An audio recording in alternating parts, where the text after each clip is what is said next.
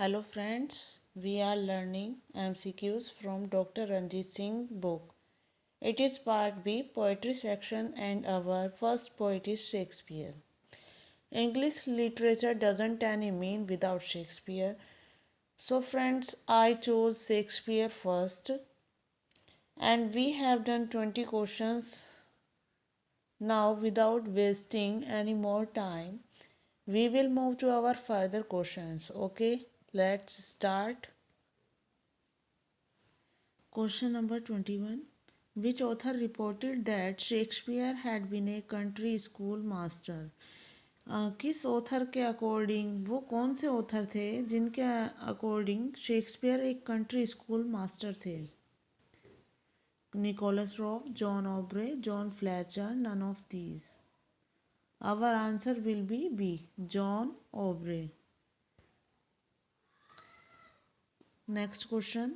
Shakespeare left his home village for London in 1587, 1588, 1589, 1590.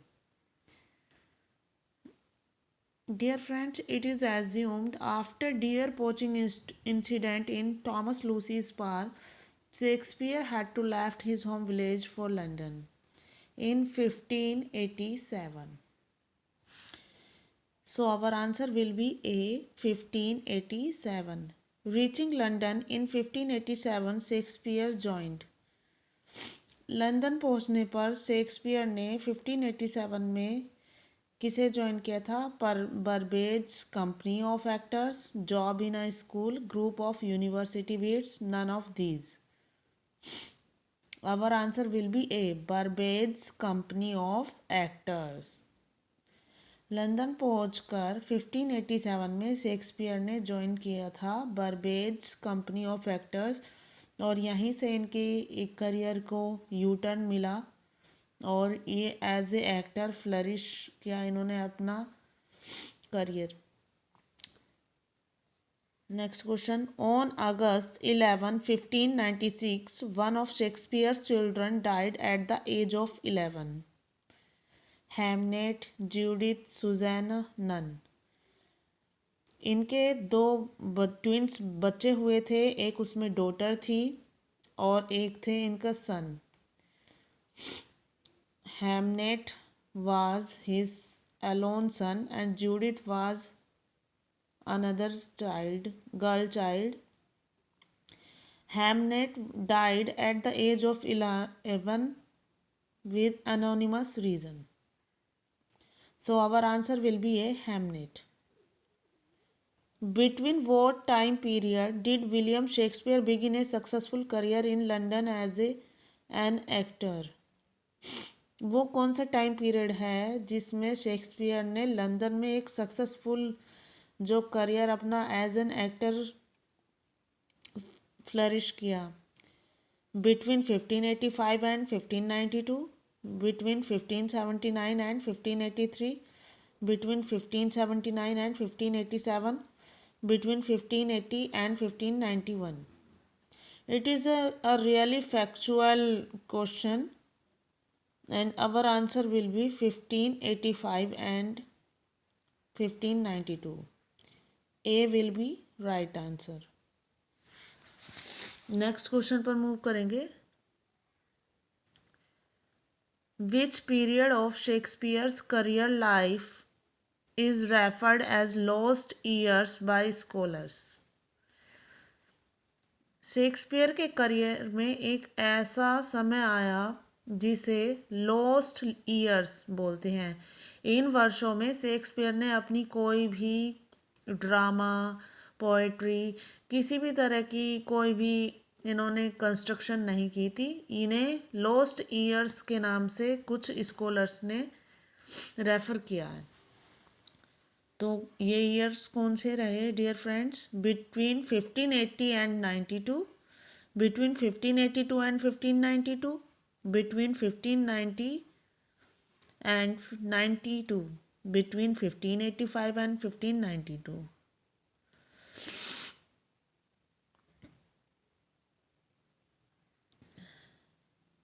Answer will be D, between 1585 and 1592. 92.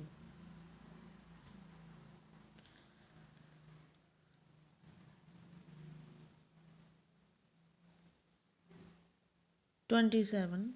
Which play bore Shakespeare's name as author first time? कौन सा play था जिसने Shakespeare ने जिसमें अपना नाम as a author at first mention किया था? Love's Labour Lost, Titus Andronicus, Merchant of Venice, Coriolanus. Our answer will be A. Love's Labour Lost. When did Shakespeare write his plays? 15th and 16th century, 14th and 15th century, 16th and 17th century, 17th and 18th century. Our answer will be C. 16th and 17th century. Question number 29. What was the theatre in London that Shakespeare was associated with? कौन सा theatre था जिससे Shakespeare London में जिसमें सम्मिलित हुए जिससे वो जुड़े हुए थे? The world, the Britain, the circle, the globe. Answer will B D, the globe. Which one of the following theatre companies was owned by Shakespeare where his masterpieces were first performed? Wooden, Globe, Rose, Curtain. Answer will be B. Globe. Shakespeare purchased shares in Globe Theatre in 1597, 1598, 1599, 1600. Shakespeare ने globe theatre के लिए shares purchase किए थे किस year में? 1597, 1598, 1599, 1600.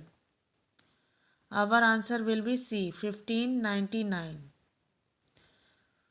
What was the first name of the playing company King's Men that William Shakespeare partly owned?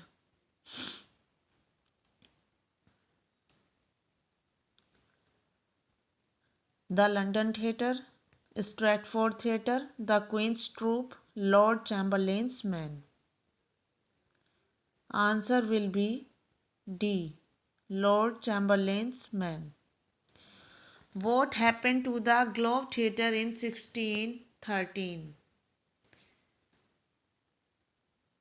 Globe theatre के साथ में क्या हुआ था 1613 में?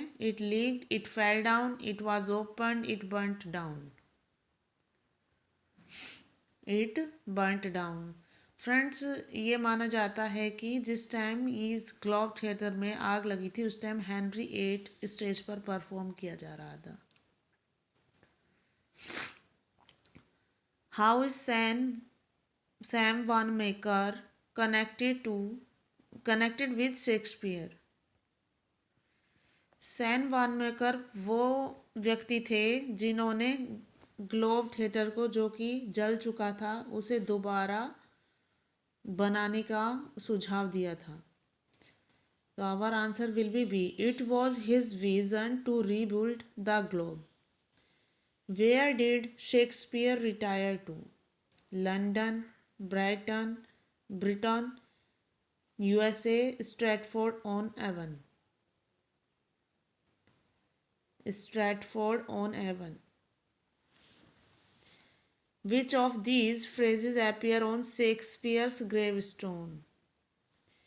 शेक्सपियर का जो मकबरा था, जो उसका कब्र थी, वहाँ पे कुछ एपिटेप लिखा हुआ है. वो कुछ इस प्रकार है.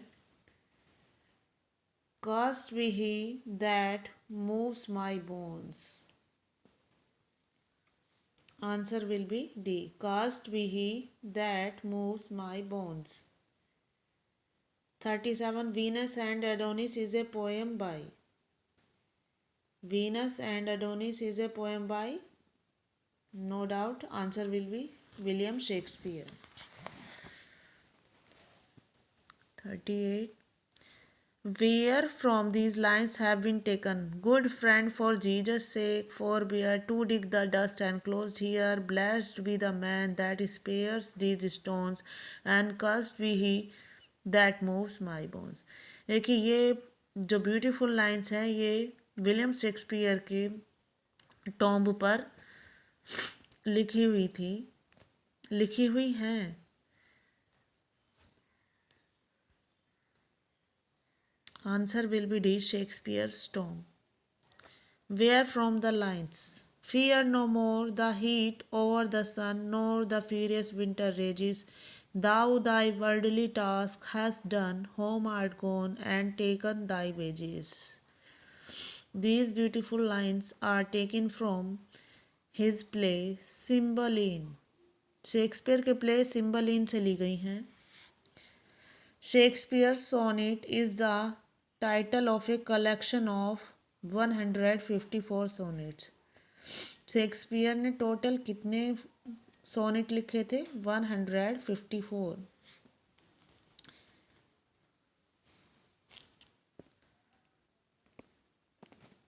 इस वीडियो में हम इतने ही क्वेश्चन करेंगे। प्लीज़ मुझे मोटिवेट कीजिए और सब्सक्राइब कीजिए चैनल को। Thank you.